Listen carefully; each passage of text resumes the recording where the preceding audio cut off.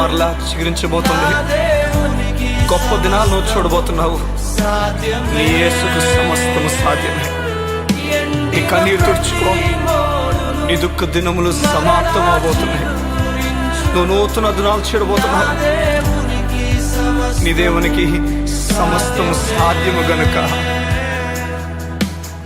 విలువేలేని నా జీవితం నీ చేతిలో పడగానే అది ఎంతో విలువని నాకు చూపితివే.